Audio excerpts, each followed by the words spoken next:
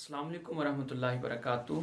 पिछली वीडियो के अंदर हमने आदाब ज़िंदगी के मुतल्लिक़ कुछ बुनियादी बातें बयान की थी। उसमें इस्लामी आदाब ज़िंदगी के तारुफ़ और उसके मकासद के बारे में हमने बात की थी। उसी सिलसिले गुफ्तगू को आगे बढ़ाते हुए आज की इस वीडियो के अंदर अहम बातें ज़िक्र करेंगे। मसलन हमारे इस साल की आदाब ज़िंदगी पोस्ट और हमारी इस वीडियो सीरीज़ का निसाब क्या होगा, हम अहादीस पाक कहाँ से लेंगे, हदीस पाक की किस किताब को हम मुंतखब करेंगे और उसके राइटर जो उसके मुसन्निफ़ हैं उनकी इल्मी हैसियत क्या है, इस बारे में आज हम बात करेंगे। उससे पहले ये चीज़ पेश नज़र रहे कि पिछले साल हमने जितनी भी पोस्ट सेंड की उनमें जो अक्सर अहादीस पाक थी वो मिशकातुल मसाबी से ली गई थी।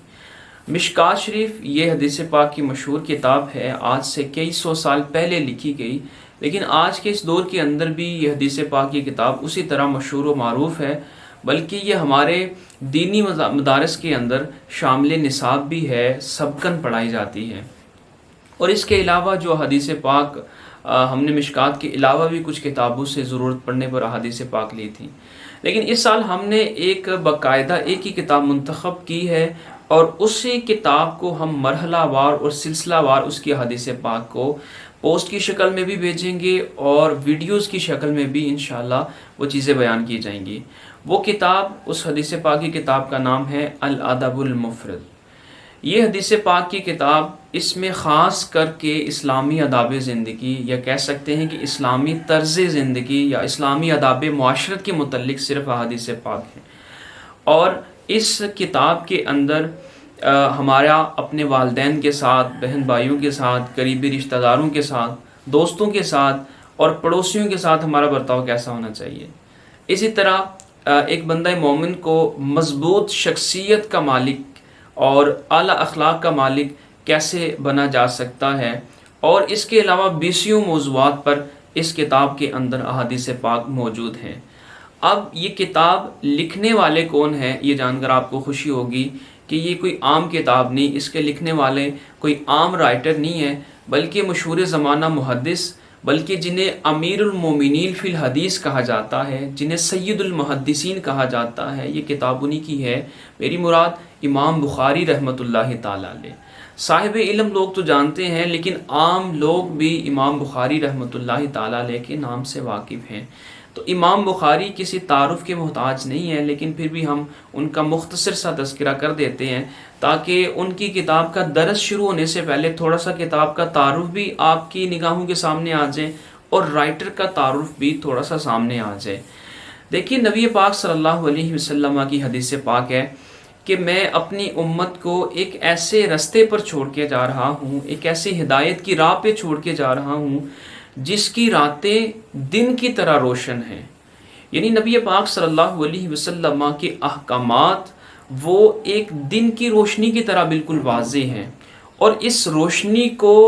उम्मत तक पहुँचाने में जिन लोगों ने किरदार अदा किया उनमें से मुहद्दिसीन वो मुखलिस लोग हैं जिन्होंने हम तक नबी पाक सल्लल्लाहु अलैहि वसल्लम के अक़वाल, आपकी अहादीस हम तक पहुँचाई। ये वो मुखलिस तबका है जिसने दिन रात एक करके नबी पाक सल्लल्लाहु अलैहि वसल्लम की अहादीस को मुरतब किया, और फिर ना सिर्फ मुरतब किया बल्कि अगर हम इमाम बुखारी की बात करें तो इनके अंदर नुमाया खूबी ये थी कि आप उस ज़माने के अंदर आँख खोलते हैं जिस ज़माने के अंदर लोगों ने नबी पाक सल्लल्लाहु अलैहि वसल्लम की तरफ गलत बातें मंसूब करना शुरू कर दी,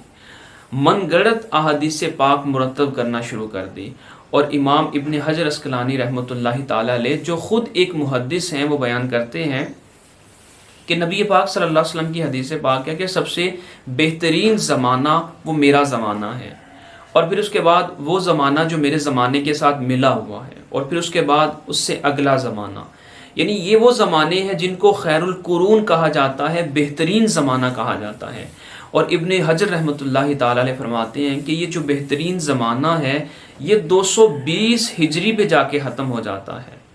और जब हम बात करते हैं इमाम बुखारी रहमतुल्लाहि ताला अलैह, तो आपकी विलादत, आपकी पैदाइश होती है 194 हिजरी में, 194 194 हिजरी के अंदर आपकी पैदाइश होती है, और 256 हिजरी के अंदर आपका विसाल होता है।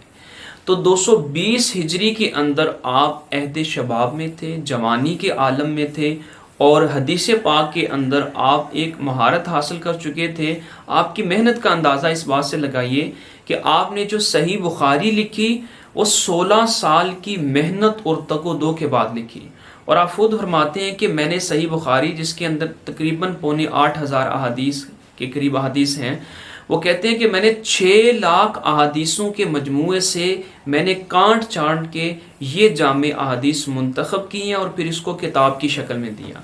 تو آپ اندازہ کر سکتے ہیں۔ اور پھر امام بخاری کے اندر جو نمایاں خوبی ہے کہ آپ نے جو من گڑت احادیث تھیں ان کی چھانٹی کی، اور صحیح احادیث کو آپ نے مرتب کیا اور کتاب کی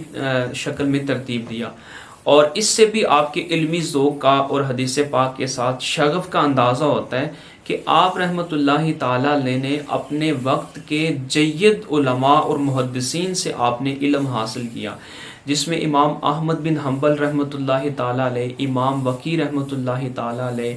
امام اسحاق بن راہویہ اور امام عبد الرحمن الدارمی رحمۃ اللہ تعالیٰ علیہ جیسے بڑی بڑی شخصیات کا نام آتا ہے۔ اور پھر آپ نے نہ صرف بخارا، چونکہ آپ بخارا سمرقند کے اندر پیدا ہوئے تھے، نہ صرف آپ نے بخارا بلکہ آپ باہر نکلے، حجاز، مصر، شام، یمن اور ان جیسے بڑے بڑے علم کے جو مراکز تھے ان کی طرف آپ نے سفر کیا، اور آپ نے احادیث پاک کا علم سیکھا، اور پھر آپ نے اس کو امت کے اندر پھیلانے کے لیے آپ نے جو محنت کی وہ ہمیں صحیح بخاری کی شکل میں ملتی ہے۔ تو صحیح بخاری کے مصنف امام بخاری رحمۃ اللہ تعالیٰ علیہ، انہی کی کتاب کا ہم شروع کرنے جا رہے ہیں، مرحلہ وار ویڈیو سیریز کے اندر بھی اور آداب زندگی کے اندر بھی۔ اب عام انسان کے اندر، ذہن کے اندر یہ سوال پیدا ہوتا ہے کہ جب صحیح بخاری موجود ہے اور اوتھینٹک کتاب ہے تو اس کو چھوڑ کر آپ الادب المفرد کی طرف کیوں جا رہے ہیں؟ تو اس کی ایک سادہ سی مثال میں دینا چاہوں گا کہ بلا شک و شبہ صحیح بخاری کے اندر آداب زندگی بیان کیے گئے ہیں، بلکہ ایک پورا چیپٹر ہے جس کا نام ہی کتاب الادب ہے، اور اس چیپٹر کے اندر امام بخاری رحمۃ اللہ تعالیٰ علیہ نے مزید 128 چیپٹر قائم کیے ہیں۔ ٹھیک ہے، مطلب پورا ایک باب ہے اور اس کے اندر امام بخاری رحمۃ اللہ تعالیٰ علیہ نے مزید چیپٹرز قائم کیے ہیں، اور اس میں تقریباً 250 سے زائد احادیث پاک آپ نے آداب زندگی کے متعلق بیان کیے ہیں۔ لیکن چونکہ صحیح بخاری کے اندر اور بے شمار مضامین پر اور بے شمار عنوانات پر احادیث پاک موجود ہیں، تو امام بخاری رحمۃ اللہ تعالیٰ نے اسلامی آداب زندگی کے متعلق ایک علادہ سے آپ نے کتاب ترتیب دی جس کا نام آپ نے الادب المفرد رکھا ہے۔ اب اس کتاب کے اندر آپ نے 644 چیپٹر رکھے ہیں، یعنی بخاری کے اندر صرف 128 چیپٹر تھے، لیکن اس کتاب کے اندر آپ نے 644 چیپٹر قائم کیے، اور 1300 سے زائد آپ نے اس کتاب میں آپ نے حدیث پاک کو جمع کیا۔ تو یہی وجہ تھی کہ صحیح بخاری کے اندر احادیث کی تعداد کم تھی، کافی زیادہ احادیث وہ سملر ہیں، ایک جیسی ہیں، لیکن الادب المفرد کو ہم نے منتخب کرنے کی اصل وجہ یہ تھی کہ اس میں کافی زیادہ چیزوں کی ہمیں ڈیٹیل مل جائے گی۔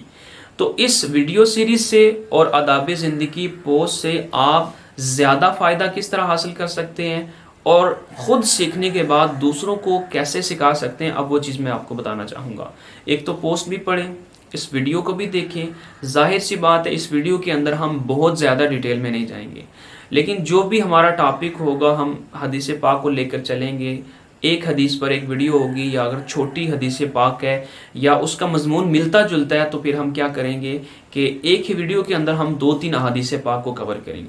اس میں ہم بتائیں گے کہ بنیادی طور پر تمہید کیسے باندھنی ہے، یعنی اپنی گفتگو کا آغاز کیسے کرنا ہے۔ اگر ہم ڈائریکٹ ہی حدیث پاک کو بیان کرنا شروع کر دیں تو پھر سامنے والے کے لیے، سامعین کے لیے تھوڑا سمجھنا مشکل ہو جاتا ہے۔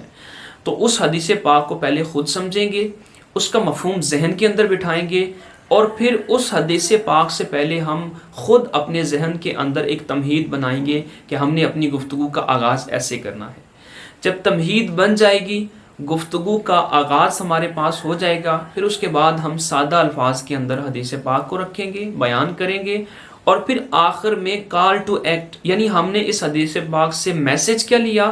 اور پھر ہم نے اس کو عملی زندگی کے اندر اپنے اوپر کیسے نافذ کرنا، یہ ہمارا بنیادی کانسیپٹ ہوگا کہ سب سے پہلے ہم نے اس حدیث پاک کو سمجھنا ہے، اور پھر اس حدیث پاک کے متعلق ہم نے سادہ لفظوں کے اندر مفہوم ذہن میں کریٹ کرنا ہے، تمہید باندھنی ہے، پھر درمیان میں حدیث پاک لانی ہے، اور آخر میں ہم نے جو آئینہ عمل کہہ سکتے ہیں یا عملی کام، پریکٹیکل کام، وہ ہم نے بتانا ہوگا۔ مزید انشاءاللہ ویڈیوز کے اندر رہنمائی کرتا جاؤں گا کہ آپ اس کو بہتر انداز میں خود کیسے سیکھ سکتے ہیں اور دوسروں کو کیسے سکھا سکتے ہیں۔ انشاءاللہ اگلی ویڈیو کے اندر ہم الادب المفرد کی پہلی حدیث پاک سے آغاز کریں گے۔ تو ہمارا نصاب کون سا ہے؟ کتاب کا نام الادب المفرد ہے۔ یہ آپ کسی قریبی بک شاپ سے آپ خرید سکتے ہیں، اگر وہاں پر میسر نہ ہو تو آپ انٹرنیٹ سے الادب المفرد لکھیں گے تو آپ کے سامنے PDF فارم میں یہ حدیث پاک کی کتاب آپ کے سامنے ہوگی، وہاں سے آپ ڈاؤن لوڈ کر سکتے ہیں۔ تو یہ بھی آپ اپنے پاس ڈاؤن لوڈ کر کے رکھ لیں۔ تو کتاب کا نام الادب المفرد ہے اور اس کے رائٹر کا نام امام بخاری رحمۃ اللہ تعالی علیہ ہے۔ تو جس طرح امام بخاری کی جو صحیح بخاری ہے وہ اوتھینٹک ہے، اور آپ نے صحیح بخاری کے علاوہ بھی سینکڑوں کتابیں لکھی، تو امام بخاری رحمۃ اللہ تعالی علیہ کا جو علمی مزاج ہے وہ ہمیں کتابوں کے اندر نظر بھی آتا ہے۔ تو انشاءاللہ اسی کتاب کو لے کر چلیں گے۔ اللہ تعالیٰ آپ کا حامی و ناصر ہو۔ السلام علیکم ورحمۃ اللہ وبرکاتہ۔